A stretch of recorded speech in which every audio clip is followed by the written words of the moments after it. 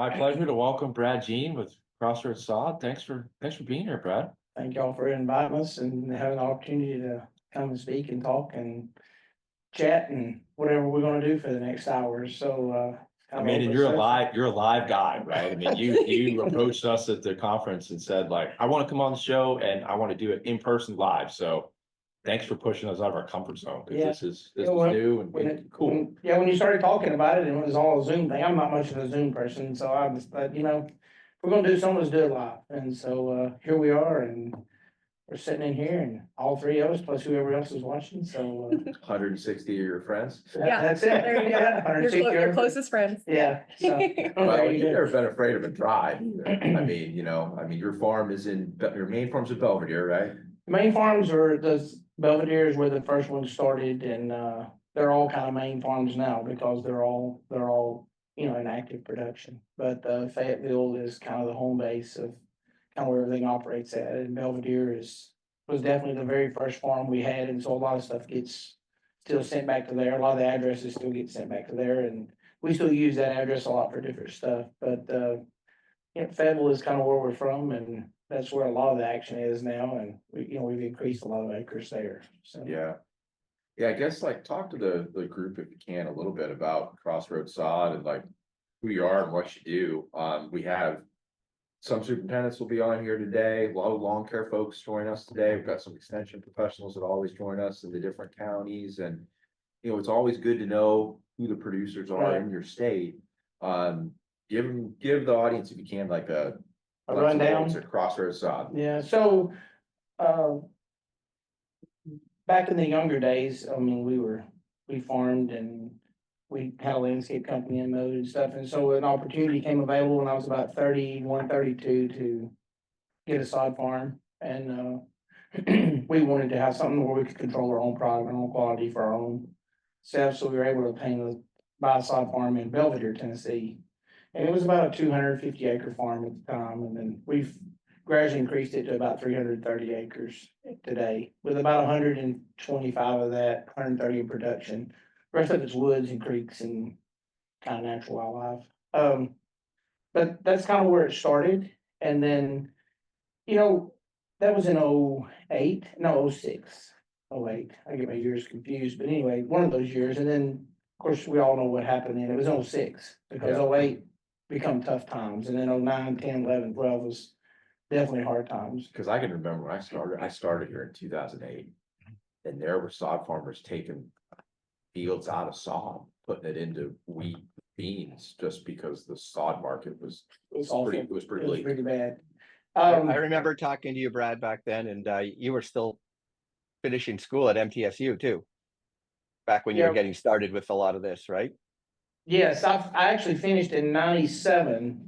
Okay. But you were instructing, actively, right? And yes, and then, but while I was in school, I had the landscape company and the lawn care business during school, and so I drove back and forth to MTSU from Fayetteville every day. I didn't stay on campus, so I worked for Avery Express part time and would drive a semi at night.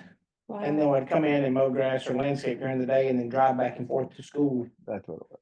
And get my schooling, and so I graduated in 97 with plant and soil science and business admin degree, and then gradually just kept building our business and operated basically out of Fayetteville, and started getting into a little bit of commercial work here and there, and then the opportunity came available to buy a sod farm in Belvidere, Tennessee, and so those guys and I sat down one night and we just made a deal, and I went to a bank in Winchester, Tennessee. A guy by the name of Dennis Walker believed in me and loaned me the money at 30 years old to buy that 250 acre farm, and never looked at a tax return, never looked at anything. He just said, you know what, you'll do it. And a 30-minute conversation, and we bought the farm, closed on it pretty quick, and that's how we got into the sod farm production.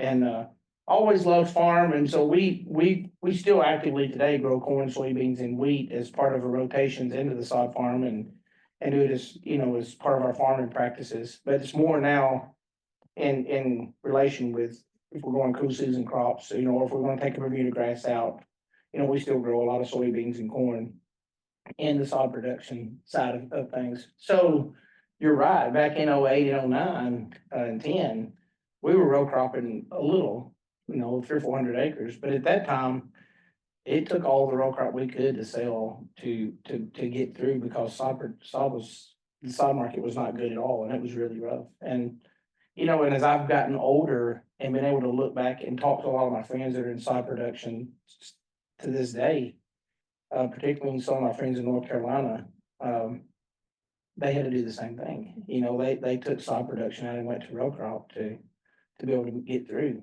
And back then row crop prices got high, beans, the commodity market got high. And, if you remember, fuel got high back then, which was the driving cost for energy is the driving cost of everything. Yeah. And so when energy got high in those years, then commodities got high. And so, those that were able to cash in on raw crops was able to, struggle through. And Yeah. some didn't make it through. And so that's, so anyway, it was the energy that cost is what drove a lot of those problems that we ran into back in those days. But as time moved on, 2010, we were able to obtain another sod farm in Sweetwater, Tennessee. I remember that. And it was rough for 5 or 6 years, 7 years, just, trying to get the market to recover and the market's trying to recover itself, and then trying to get crops planted and trying to get grass planted. And, it was just tough. I mean, it was tough on everyone. The economy was tough.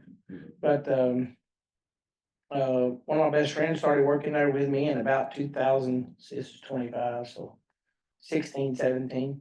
Him and I became, really good friends. Chris Hayes started working there with us, and he was solely responsible for maybe turning the Sweetwater farm around and getting sales back into the Knoxville market. And we kind of hit it at the right time because as the economy started picking back up and the market started picking back up, we were able to kind of pick back with it.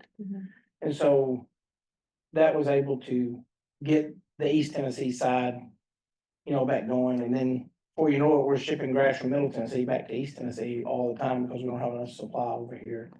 And so Knoxville's always been a great market for us. And we love Knoxville, Tennessee. We love East Tennessee. And then but from then it just kind of just went on its own. The sod farms have kind of grew, and then we've been able to obtain other farms and grow. And so we're actively, in the Nashville market, we're in the Chattanooga market, the Huntsville, Alabama market, and then obviously the East Tennessee market, all of it. So I mean, it pushed a little into like Western North Carolina too, right? we do a little bit in Western North Carolina, not much. Our good friends, the Bradleys over there, at Turf Mountain, services a lot of that area and Okay. it comes back over, and we do some things together with them. Yeah. They're great people, some of my best friends. And, as y'all been around this for years and us, you have competitors, but you also got good friends. Yeah. And so Yeah. you learn to, people and you're able to talk to other people, and it's just a good industry to be in as a whole. And I remember like first time I think I visited the Sweetwater farm, there might have been a little bit of a footprint of fescue, some 419. That's kind of all that was there. But since then, I mean, you guys have fescue, multiple Bermuda grasses, right? So 419, Tiff Tough, you're in the Zoysia space too. Like, talk a Yes. little bit about like the growth of bringing on new grasses and just. So with the Stuff. Sweetwater farm is still predominantly fescue. We have some bluegrass there. And we've put Tiff Tuff there. We've pretty well taken out all the 419 at the Sweetwater farm. But the Sweetwater farm has went from 150 acres to almost 500 acres. Wow. Of production there. We're able to lease a couple of neighboring farms that had pivots on them. And then we've actually just leased another farm that we're putting pivots on in a long-term relationship. And then we've been able to buy more land there Yeah. also. So that market and having those farms there has been really good. But we're going to plant a lot more HTT bluegrass there this fall. So that's a really good grass, and it does well in good areas. And the more people use it, the more they like it. And of course, fescue always does well, especially in East Tennessee. But And there's some flexibility with it in golf, like, Dr. Horvath and I have been involved with Swanee. They kind of went through a conversion. they did. And were really successful. I've got reports from John, their new superintendent. It's really flourished in the second year, not only think they sodded collars and then they sodded several of the tee boxes, but then they went through an interseeding process that I think if there was more money, they probably would have sodded more. But boy, does it fit. And you start to look at some of our other properties as we see more and more Bermuda grass just, I don't even want to call it winter kill, just struggle to come out of winter for multiple reasons. And you start looking at our climate, there's a case to be made that bluegrass fits in more places than we give it credit for, particularly as the bluegrasses have gotten better. I'll tell you, the HGT bluegrass has really been good for us. The markets we've put it in, we've had nothing but raves about it. Yeah. And people still continue to want it and want it. So I know Swanee, we was an active part of helping them convert and doing a lot of work with them, getting, their course and stuff converted over. We just put it on Sevier County High School's softball field. Sevier County High School built a new softball field and we put HGT bluegrass on it. And then Oak Ridge High School's built a new softball field. And so we put bluegrass on it. Yeah. And so, I've got to meet back with them and try to go through some maintenance practices for them to get, cause it's a different ball game. But I'll tell you, these softball fields, especially high school fields, if they're considering renovations in baseball fields, they play on rye 90% of the time. Because it's a spring sport, It's right? a spring sport. And so they're playing on rye 90% of the time. And so the ones that we've talked them into putting bluegrass in, man, it's a game changer, because with the right practices and and doing the right things with it, you can mow it down low. You can have it be a sports turf, or you can have it be a cool season grass and kind of let it grow a little bit longer too. So it kind of fits all needs. So. Well, there's some traffic tolerance to go along with it too, which is really good. And I think one of the things that's cool is, as this has gained a little momentum, there's interest in other cultivars. Like I know that people talk very highly of 365 SS. Like I've never worked with that. But you're seeing, like, I think as the opportunities in the industry have become clearer, there's now development to put stuff in to meet those, to meet those opportunities, which is cool. And I just think there's gonna be more and more of that. Yeah, we may grow some 365, but he's been good. I mean, sometimes I'm kind of like, if it ain't broke, don't try to fix it. But I mean, and of course they keep improving the HGT, and so it's better and better, and it's worked. It was on Georgia Tech's baseball field. I don't know if they still got it there, but I know I haven't kept up lately, but I know they had it down there at one time. So that's Atlanta. And it's surviving and doing well. So when we mention bluegrass to people on bluegrass, I'm like, look, it works. Well, and for you as a sod farm, like, I mean, that's the hardest part is the waiting if you seed it, right? It's so slow from seed. Yes. Not only to germinate, but to just get to a point that it's usable. It's usable. And there's irrigation requirements and probably, there's definitely a traffic management requirement, because I can think of one place that tried to kind of not copy what Swanee did, but see if it would work on their footprint. But they didn't have the ability to regulate golf cart traffic, and it was a colossal failure. Because it just was too much with the play that they had to get that stand up where you wanted it to be. But man, once you get it in and get it. But if you can sod it, I mean, golly, you're there. That's where it's at. You're there. So yeah, it's definitely been good, and we're gonna grow more of it because we're starting to have a lot of people ask for it, and the demand is there. So we're definitely gonna put more of it in, and more of it in East Tennessee. Yeah. And we're putting more Bermuda grass in East Tennessee too, because some of your builders and developers and stuff are now starting to ask for Bermuda grass, even though there's a little bit of winter kill issue. A lot of them are starting to ask for more Bermuda grass, and of course fescue will always be predominant in East Tennessee. I mean, it's just it's just the old standard, and so that's what people don't ask for. So you have to have plenty of that. But back in Middle Tennessee, go ahead. Well, I was just gonna say, y'all are looking at introducing a new Bermuda too into this market, right? Yes, so it's coming. We actively have 419 and we have Tiff Tough.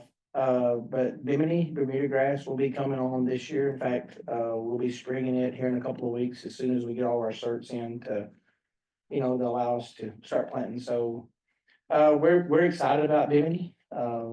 Everyone I've talked to is excited about Bimini, and we'll be the first grower in the state to have it. And so all that's everything's been in place, we're waiting to get our state cert, so we can plan on.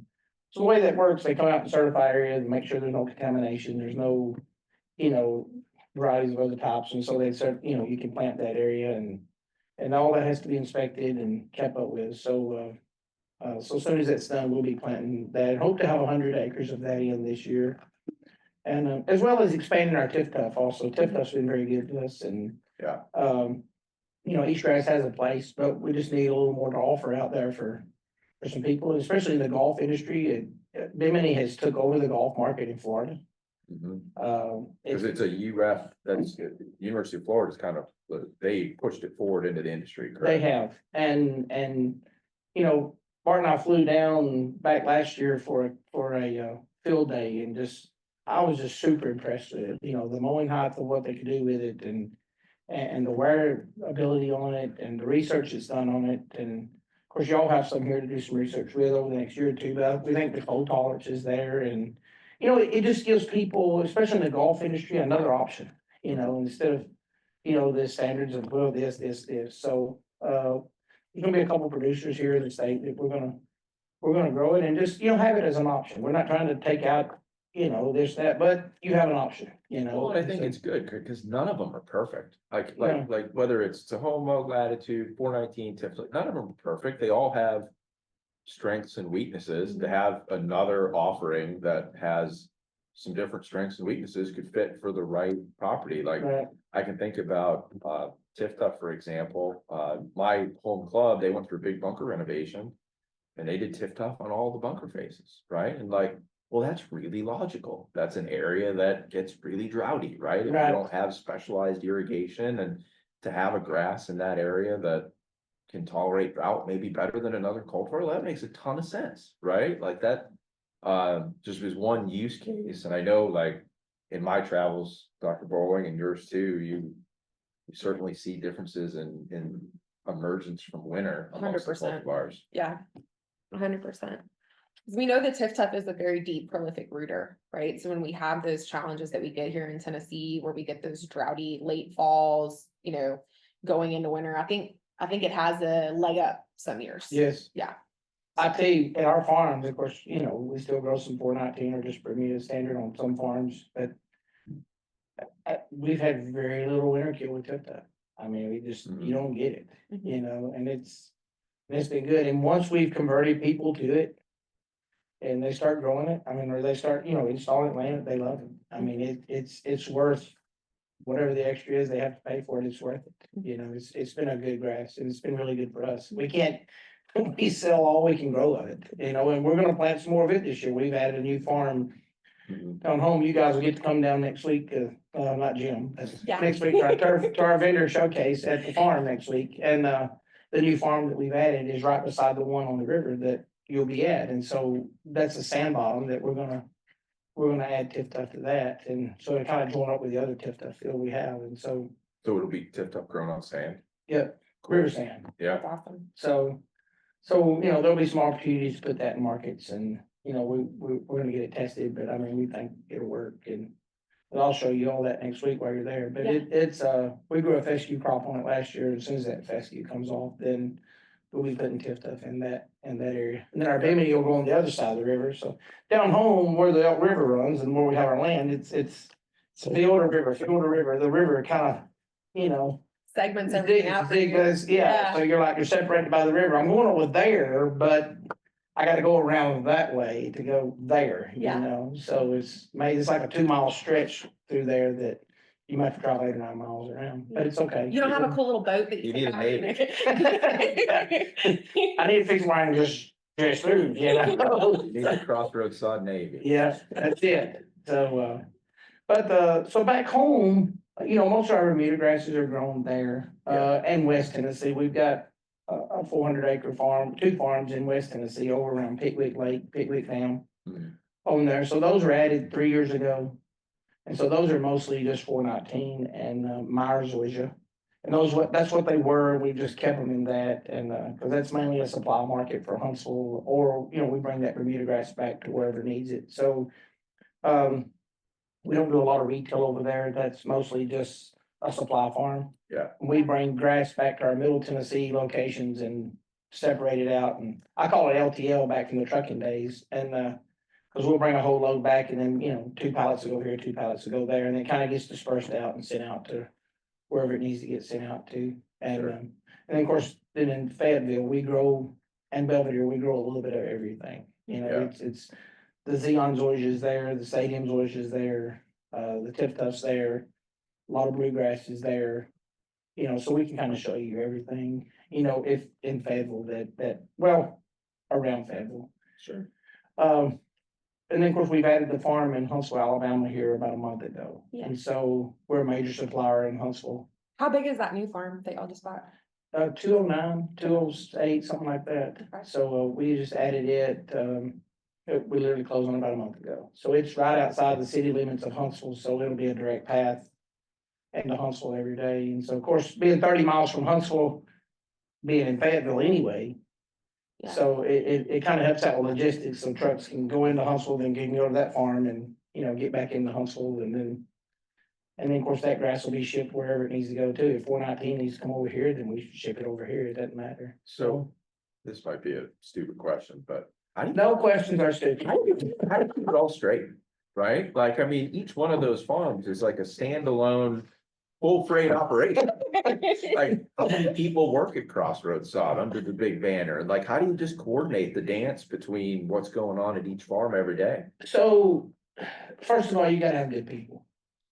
I mean, hands down. Yeah, for sure. And the people that work with us, not for us, are awesome. I mean, everybody's on the same team, and everybody, for the most part, tries to communicate, And we have one lady that kind of runs the dispatching system that her and I argue all the time, but I love her to death. I wouldn't take anything for her.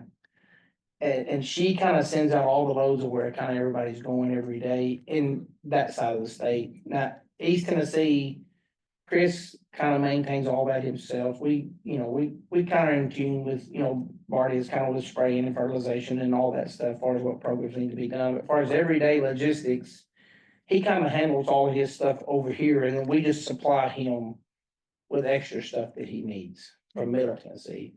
So he has 4 straight trucks and 1 semi, and that's what he services Knoxville with every day. And then if we send grass over either on transport trucks or, loader trucks, then we either deliver straight for him, or we may just bring it to the farm and go right back and get another one. Yeah. So we got transport trucks that are set up, that all they do is they just go back and forth. They're sleeper trucks, they sleep in them all through the week. They're basically over the road drivers. Yeah. And all they do is just go from farm to farm, location to location. And why don't you tell everybody what you told me last week about what time your phone starts ringing every day? Usually about 4:15. Yeah, it starts, or a ding, or a beep. They have a do not disturb function. Yeah, you finally have to answer those calls. So,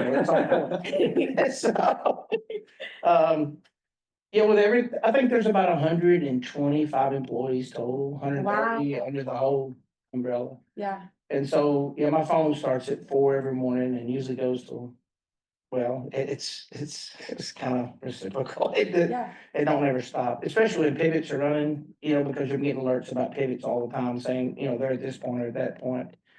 And it's, and we're very blessed, don't get me wrong, but as big as it's gotten, it's hard for me to let go of a lot of stuff. So I'm still actively involved in just about everything that goes on every day, Yeah. or every Yeah. decision that's made. I may not make the decision, but I'm still actively knowing kind of the direction of where we're going. And, even though there's 17 or 18 pivots on all the different farms, I can see every one of them right here. Yeah. And I can tell when people stop them, when they start them, what rate we're putting out, what the precipitation rate is, what we're doing. That's awesome. And then I've got my own set of pivots that I take care of also. The ones around my house and are near me, I take care of them myself because I enjoy doing it. So I don't know why, but it's fun to get up at 11 o'clock at night and go watch a pivot run and water grass. Satisfying. So many people that are listening that do that understand that. Yep. Some people that don't get it, but Do you know how many pictures of golf course irrigation running I have? Like just of water running, like nice to look at. Yeah, so, or if you just sprayed a new crop or, you got new plantings and you want to watch that, and You know, even the row crop, like when we're planting corn in rotation to put a fescue crop in. Yeah. I mean, I love to go into a field at late afternoon, when the sun's going down and you see the water just running and the sunlight coming through and, you know, it's beauty of the earth. I mean, it's awesome. And so those are some of the things that I enjoy doing, is just watching things grow and, you know, and being on the production side of things. So I don't know, I stay involved with all of it, and I kind of know where all our trucks are running every day, even though I try really, really hard to let her schedule all of them. But sometimes I really, really get involved, and I probably should not, Yeah. but, you know, someone calls and needs a load of grass, and, you know, I'll call the farm on the backside, and I'll get a guy that's coming in, that she's already planning for him something to do, and I'll, you know, get him go over here, or. And she loves that. She loves it when you do that, for sure. She's like, where is Billy? Where is him? I'm like, well, kind of slide him over here, and, you know, so-and-so needs some grass, but, you know, you just get it done. Yeah. I mean, that's the moral of the story, and customers need grass, and, you know, of course, and we still do some large projects back from our landscape days, that from customers that we've maintained through the years, that, you know, we still have our own projects that we have to take care of, whether it's a golf course or a, you know, a large commercial building Sure. that we still have to maintain. So, you know, I gotta get grass sometimes too, so Yeah. sometimes I don't wanna get in the pecking order, I have to kind of, so I usually keep me 2 or 3 semis hit out on the side. No, just 2 or 3 semis, you know. Yeah, I kind of have them hit out over on the side where, you know, if I need something, I can, you know. And of Yeah. course, you know, then some of our drivers also have to haul equipment to projects and, you know, and things like that, so to get in and out, so if I'm not careful, she'll use them all up, then I won't have an extra one, so I have to kind of like, no, he's not available, no, he's not available, no, he's off, but I'm have to Yeah. use them. Yeah. Somewhere else, so, but it's fun, you know, and it's fun working with people that have the same goal, and, you know, you know, it's all not about how can we get rich or how can we do this, it's all about providing opportunity for everyone. Yeah. You know, and from the bottom guys that just come over on a visa to the guys that have been with me for 25 years. Yeah. You know, it's everyone's on the same team, and we're all pulling in the same direction, and, you know, I'm gonna work as many hours as they do. It shows when your guys come that have been loyal to you and been with you for 20 some years, you know, the install, they can unload a truck in, you know, an hour and a half, 2 hours. They just put out 9,000 square feet of sod. It's fun to watch that assembly line of how they work and operate together, and just good guys that they are. Yeah. Yeah. I have a Starts with the question for you. leadership. Thank you, John. I appreciate it. I'll pay you after. You know, I think a lot of folks that are maybe not as familiar with our industry, or even those that are, they don't realize how much goes into developing a new grass and getting it out onto the market and getting it into production. I mean, it's a 12 to 20-year process for some of these cultivars to get developed and get to the point that they're out. And our sod producers play a big role in kind of making those final selections, because these grasses not only have to, you know, fill needs out in practice, but they have to be viable for production, right? They have to have certain characteristics to make it to where you can be successful. Yes. And get that grass produced. So tell us a little bit about, you know, what are you looking for when you're looking at some of these new cultivars? What is your relationship like with some of our breeders across the country, and kind of what goes into you deciding we're going to take on Bimini or we're going to take on HGT bluegrass? Like, what does that look like? So a lot of it goes into research, you know, obviously, and what research that, you know, some of the breeding schools will do that. Of course, y'all get some of it in, you know, after they've done it, and do some of your research also. So a lot of it is research. A lot of it is going to the people that you trust, you know, in those different areas, and talking to them, and really, in any decision you make, you try to get a lot of opinions, you know, and not just your own. And then you formulate, you know, the best solution as to what you want to do. So, and you know, the new grass is going to keep coming and keep coming and keep coming. But, you know, you can't grow everyone that comes out. But you want to try to pick one that's gonna be good, and then knowing what your friends / competitors are also growing, because you don't want to overload and have a ton of what they have. But you also want someone that you can work with that, you know, like one of my best friends is Jason Fuller, Tri-Turf. Jason grows Northbridge and Latitude. You know, I love Sod Solutions. They're a great licensed company. I like Northbridge and Latitude. but it's not efficient for us to grow it because Jason grows it. Mhm. So if I need latitude in Northbridge, or I'm on a project that's specifying that and I'm gonna do it, then I'm just gonna call Jason. Yeah. You know, and the same way with Tiff Tough, and even, you know, I think Jason may grow Bimini also, once we get started. But, you know, you kind of develop relationships with other people, and that way you can kind of, you can mitigate and handle it Mhm. and know what's good. And you want to pick a good grass and do a lot of research. You know, Tiff Tough was done by the University of Georgia, developed by Schwartz and that group down there. A great grass. And I knew about it before it ever went public or was ever Tiff Tough. It was TT 1131. Yeah.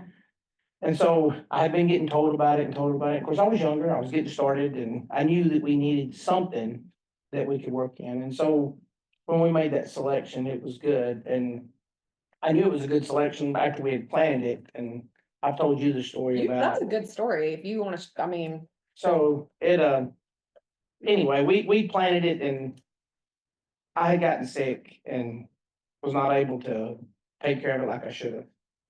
And we just planted it one day, basically just left it. And after going through a basically whole summer of sickness and not being able to do anything, I told my wife one day, take me to the field. And we went to the field and looked at it, and it was half shin tall. The tip tuff had grown in completely and gotten tall without us taking care of it, with no rain, no water, no air, I mean, just natural rain. And I was like, you know, this is probably a pretty good grass. And so we cleaned the disc vine up and mowed it for hay. By the way, it's pretty good hay. Probably premium hay. It's premium hay, if you wanna know, I mean, you know, so, but then we mowed it down, and then that's how we got started with Tiff Tuff, and it's been a great grass for us. You know, and as we're taking on Bimini now, this has been thought out for over a year, Yeah. you know, of research and visiting that breeder, visiting that farm, visiting those people, and, you know, getting involved with them, and then also knowing, you know, you can select a good product, but if you don't have marketing and you don't have them behind you, then there's no sense in selecting it. Mhm. Yeah.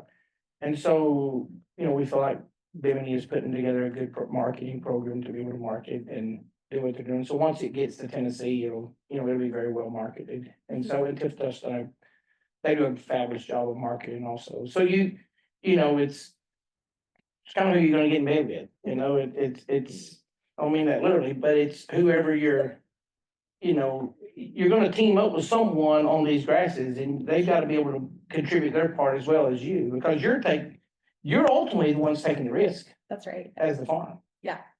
You know, it's the licensee people is, I mean, it can be good for them or it can just be whatever, but you know, you're the one that's, you know, having to fork out the land, and if it doesn't work, then you've lost that amount of land for that production, you know, for that cycle till you can do something different with it. So, a lot goes into. Yeah.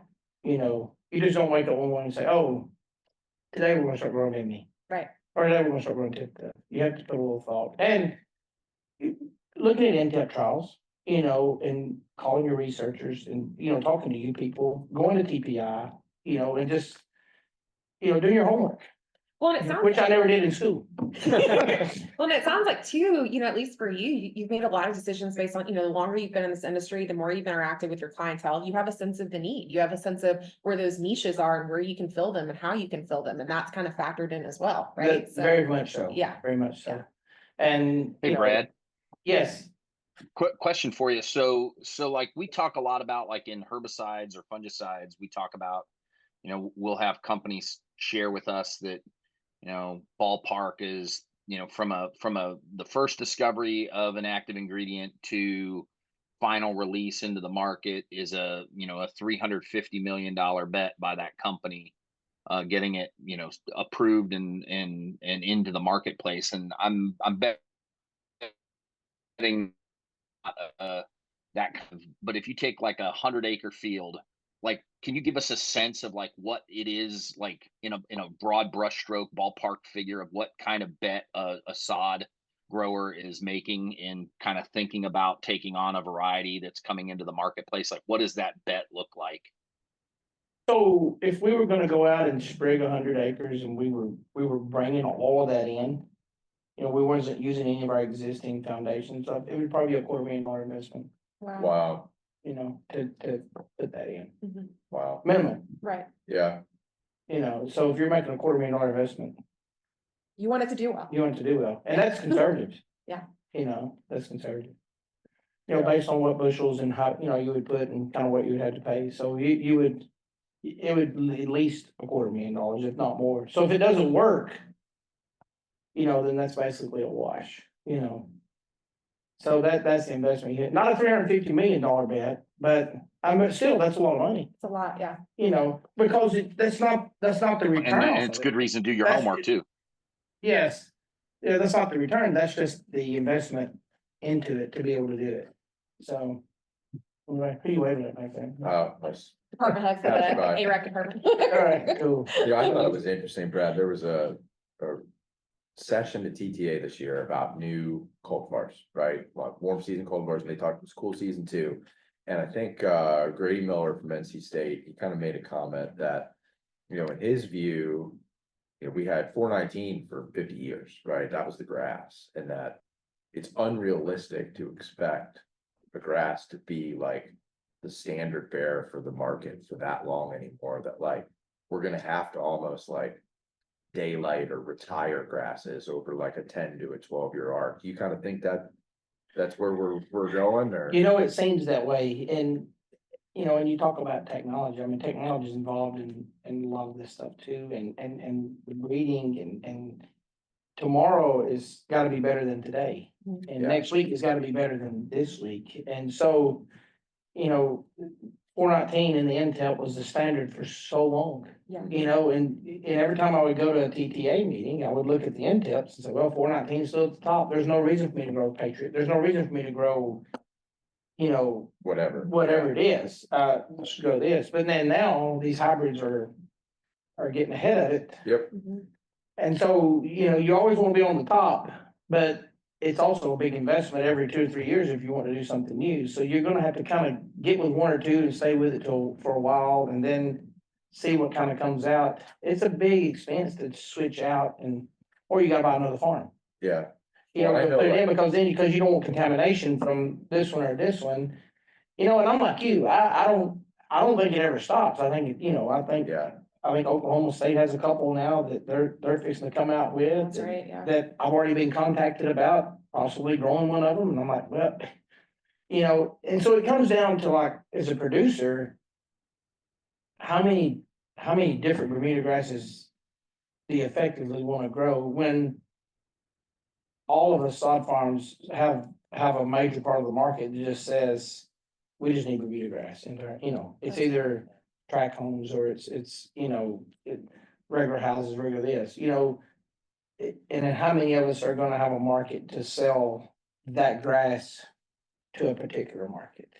Well, I know like Brandon and Becky and I, we were at your sod production session at TTA, and it was a spirited discussion about whether or not to keep 419 versus native varieties. We were just sitting in the back, like eating our popcorn. It was spirited. Yeah, and some of them tip tough guys got riled up, didn't they? Well, Yeah. because you have a market, right? You still have folks that are very attached to some of these, like Yeah. customers that are very attached to some of these, that they still really want 419, or we still have a whole market of people that are still very attached to Meyer, even though Yeah. we've seen a lot of genetic advancement there on the zoysia side, right? So Yeah, that still exists too. a lot of advancement on the zoysia side, and we still have Meyer, only because. We bought a 400-acre farm and it had about 80 acres of Meyer on it that was in great shape, and so we left it. Yeah. For the time being, but. You know, when I price Meyer per square yard. And some of these people are like, that's too high. Like, you gotta understand, I can grow 3 crops of Bermuda grass. In the same amount of time that I grow 1 crop of Meyer. Yeah. So economically, it doesn't make sense for me to keep Meyer as an old zoysia grass. If I'm looking at dollars and cents versus what I can do with that property versus, you know, taking it out. Well, and even And so- some of the new zoysias, you would be able to harvest more quickly. Well, the new zoysias, I mean, you can do once a year. Yeah. I mean, if everything lines up right, I mean, Yeah. you're once a year, you know, and they take a little more nitrogen and. Not get diseased, I mean, it's just advanced breeding, you know, is all it is. It's the same with cattle. It's the same with everything else. I mean, it's just improved genetics is what it is. I thought we weren't gonna get into genetics in this, but here we are, we're into genetics.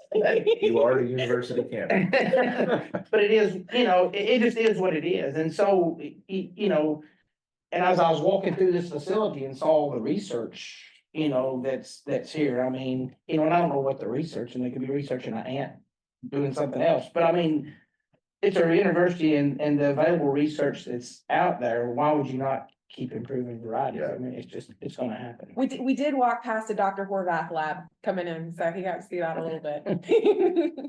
Yeah, I was impressed, man, really, when I come through with all the research that's going on, so pretty neat. It's a nice building for sure. Yeah, very nice Yeah. building, and they were working, I mean, they were students, they were into it and working, so. Yeah. But, any questions on the In the thing? chat, Anybody? anything in the There's been chat? nothing in the chat other than just questions about the points, so I don't know if John or Brandon have more that they wanna. Well, I'm just I've got- thinking, you're taking calls at 4 a.m. and then 17 hours later, you're calling me at 9 p.m. So I'm just like, when do you sleep? I do call John late at night sometimes if I'm on my way home or whatever, so. Yeah. So my typical weekly schedule is usually, sometimes on Mondays I'll leave and come east. Mhm. And I'm usually over here either Tuesday nights or sometimes Wednesday, depending on what's going on and meetings or what else I'm involved in, but I've gotten where I travel a lot at night. Mhm.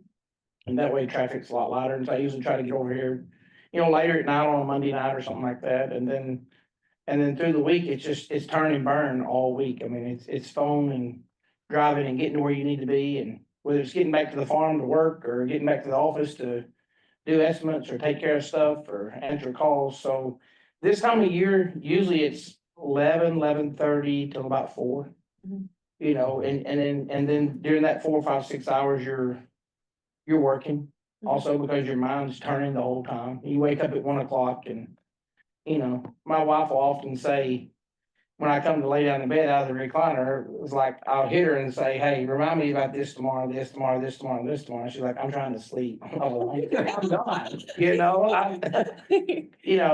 it doesn't ever turn off. And Yeah. so it's, and then usually Saturday night or Sunday night, I'll kind of crash and get a little more sleep. And then in the wintertime, I sleep a little more now that I'm older. Used to, I didn't sleep at all, but in the wintertime, I'm kind of like a bear. I'm trying to get a little more sleep, hibernate a little bit, but now when it gets this time of year, it's turn and burn and there's no, I can't slow down. I mean, I just can't. I don't have it in me. Particularly in the spring is like, I know the golf courses that have reached out about trying to understand how much winter injury they have and whether they need to resod, like it's an everyday thing this time of year. Yeah, it never ends for me. It's reciprocal all day. And, even if it's winding up on a tractor at home planting corn late in the afternoon from 4 o'clock till 10 o'clock that night, and we've got a lot of our crops out now, but a lot of our crops that we have planted is where fescue is gonna be this fall. So Yeah. we're trying to get, group 3 beans out, we're trying to get, group 5 corn out. So we can get all that organic matter and the beans. Yeah, talk a little bit about that, because I think that's a super cool aspect to sod production that I don't think many people understand, that the intercropping to kind of keep a field clean, so when a new grass goes in, like, that's a really cool process. Kind of walk the audience if you can through that. So we grew up on a farm and my uncle row cropped and my parents, we had cattle and all that. So as we've gotten older, I love the row crop side of things, and it's kind of my golf. It's kind of like going to Florida. It's kind of my vacation.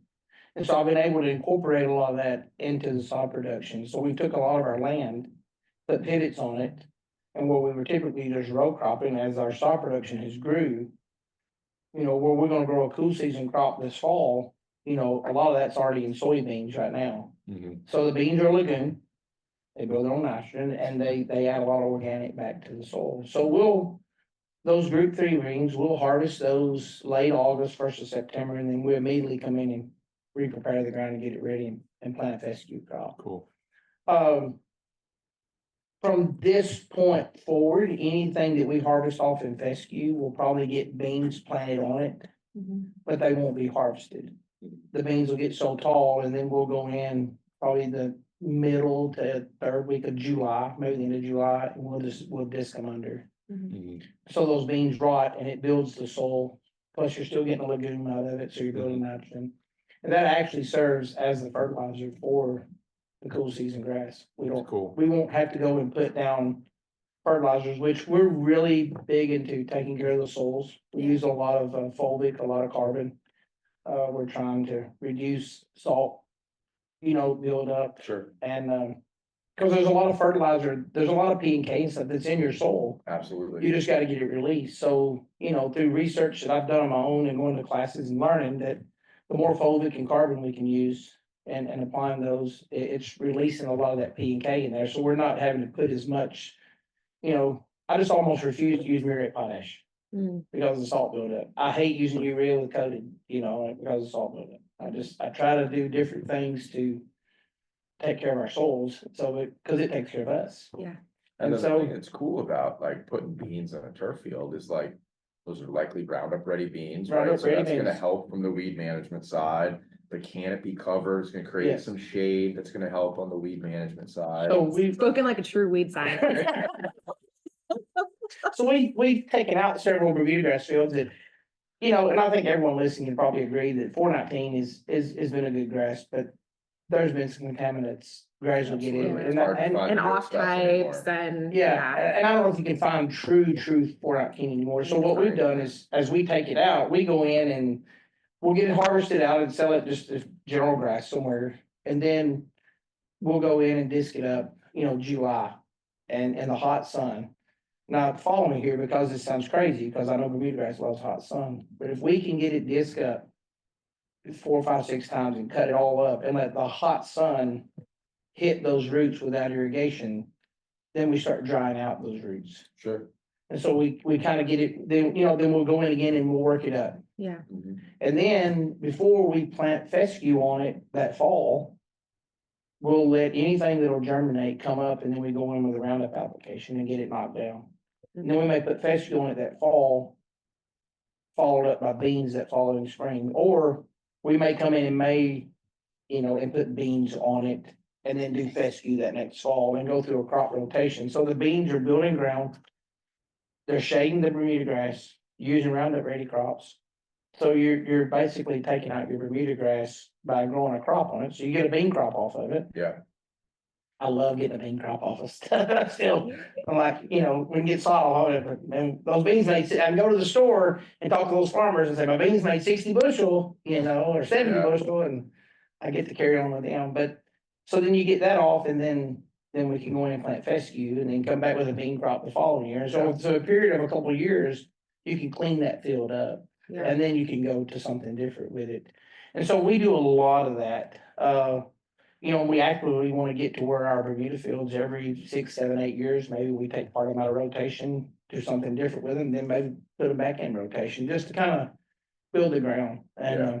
we also use a lot of organic, we use a lot of chicken litter, down home. And, not as much over here because the availability is not as much, but we still try to use folic and carbon yeah. a lot to help with our souls. So we're getting a little closer to time here, but we did have a couple questions come through. So I want to make sure we get to one of them. So, Who asked them? Mr. Mark Watson. Okay. Can you give us some info on Stadium Zoysia and its adaptability for golf course tees that get an abundance of shade? And I know Dr. Sorokin has worked with this one a lot as well in his research, so we can kind of maybe tag team this, but you want to tee us off here? So, I have gotten several calls this year because we grow Stadium Zoysia and it's actively gonna be for sale this year in small amounts, not large amounts. And a lot of the calls I'm getting, and John can probably key in on this, is golf courses that can't get anything work on their tees and they're going to Stadium Zoysia. And I know we've got a sample of it out of course here in Knoxville that we put out a couple years ago, Mhm. and it's done It's very done great. well. And I know we've got a test trial over at the Farm Stadium that I think is doing really good. Where I have seen it, and I went to the breeder before we ever selected Stadium, as we talking about doing our research. I flew to South Texas, and I saw Stadium under a tree in January, and it was green. Mm, And I was like, we're bringing that grass to Tennessee, because it was 18 degrees the week before, it was 18 degrees down there in South Texas. And they'd gotten ice and snow for the first time in a while.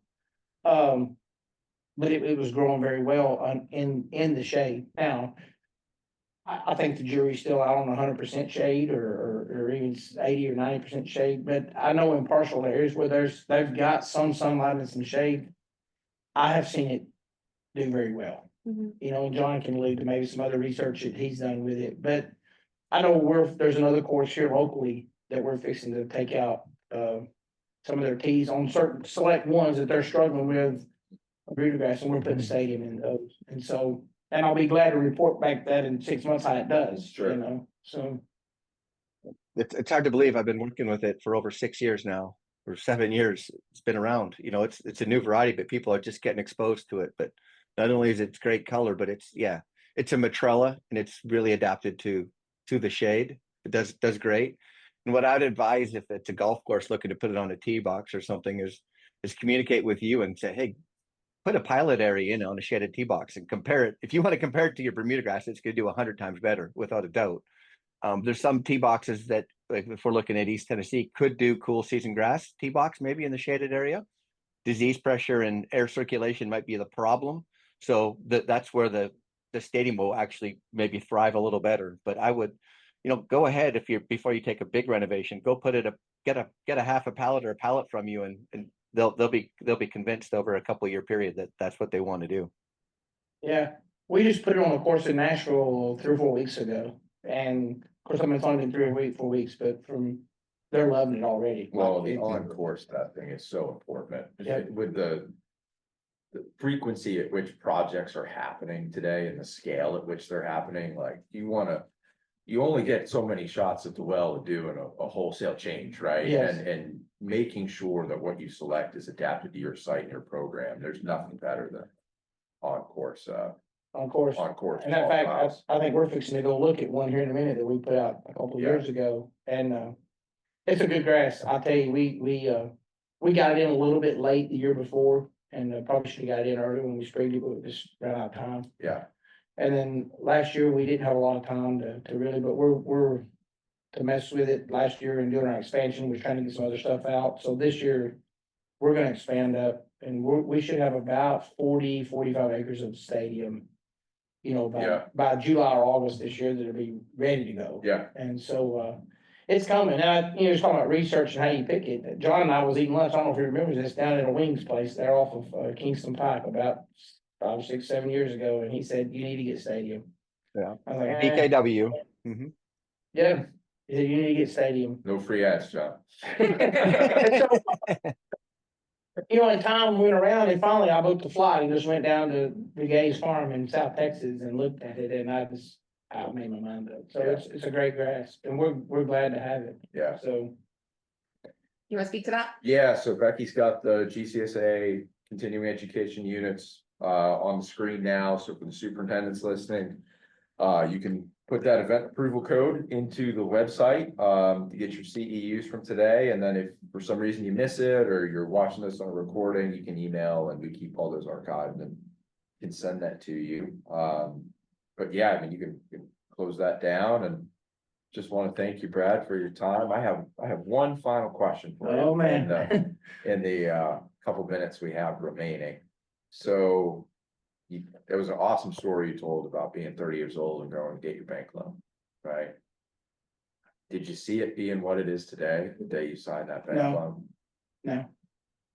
No. 'Cause I imagined it would be one farm and maybe another one, and we would just, stay where we are, and a couple 100 acres of production, and kind of supplying our landscape company and doing this. If you'd have told me it'd been 2,000 acres of production that day, Yeah, and at this amount of time, and I probably would have laughed at you, but it's happened. And it's happened because there's a lot of good people in our organization, yeah, and a lot of good research from universities and people around you. It's not because of me. I've got the work ethic and the drive, but it's because of the people that's come into our organization that's been willing to help and dig in and give up a lot of where they came from to come with us and believe that there's something that, that's gonna be there. And so, we've got salesmen now from Franklin and Nashville all the way to Huntsville, all the way to here. Yeah. That are out marketing Crossroads Sod Farm every day. Yeah. And Brad Jean and what we're doing. And so, Oh, and pretty soon they're gonna see the Bimini truck, right? that's it. And so the Belvidere truck will be rolling down the road before long. So that's a new tarp truck that's coming out, and probably July, August, it'll be in production. And so, yeah, you'll see a Bimini trailer rolling down the road. So Yeah. anyway, I want to make sure I say a couple quick things. So the first is that Crossroads was kind enough to actually donate Tif Tuf Bermuda to our UT Gardens I last didn't know year, that. where we did where we do our garden gala, and so that was a huge thing for us. It's beautiful. We really appreciate that. And we've got a lot of our county extension agents that are joining today. And what I would just say is we've got some agent and services, some trainings planned for later this fall. And you and the McCurdy's have offered to help us host those at sod farms across the state of Tennessee this year. So we're really excited about that. And I really hope several of our agents will come out and get to see you in person Cool. and see your farm. So Good. Yeah, I think we're doing one at Sweetwater, and then we're doing one in at Kelso, our Yeah. river farm. So yeah, it'll be a good where the time. vendor showcases next week. Yeah. So that'll Yeah. be good. And so any of you golf people that are listening, or superintendents, if you want any more information, or y'all want to visit the farms and look at any of the grasses, I mean, feel free to reach out. All these people have my contact info, and Barbara, any of us will be glad to meet them and show them any of the grasses. And if for There's some reason plenty. you don't, you can contact Dr. Bowling or myself, or Dr. Horvath of Soroka, and we can get you the contact info. I mean, I think that's good protocol. I was at a property last week, and superintendent was headed to go on a trip to go look at the grass that Yeah. they were gonna put in for a pretty significant sod job, and I think there's a lot to be learned from that. Yeah, and when we get Bimini, I can let you guys know, when it's actively growing, and any of those guys that wanna come look, I mean, we'd love to host them. Take them to the convenience store. There you go. The convenience store is that's a highlight of going to the farm. When going to the farm, you gotta go to our convenience store where you can get a cheeseburger and a fry. Yeah. Or a slaw burger, and a lot of people don't know about the burger. A lot of people don't know about the slaw burger. It's on the secret menu. Yeah, so they actually have a slaw burger festival in Fayetteville, Tennessee. They designate a whole weekend. A whole for it. festival. A whole festival. Oh So my goodness. it's a mustard slaw. You can only get it where we live. So you'll have to come try it sometime. Yeah. So anyone that wants to come visit anytime, they're welcome to come. So. Well, thank you for the time, and we'll leave it there. We'll be back next month in early June for the June edition of Turf Tuesday, and we'll talk with Ryan Bjorn from Gillette Stadium up in Massachusetts, my old stomping grounds, about everything with the Patriots and the New England Revolution, the World Cup prep that they're doing up there in collaboration with Dr. Sorokin's crew. So until then, we'll see y'all later.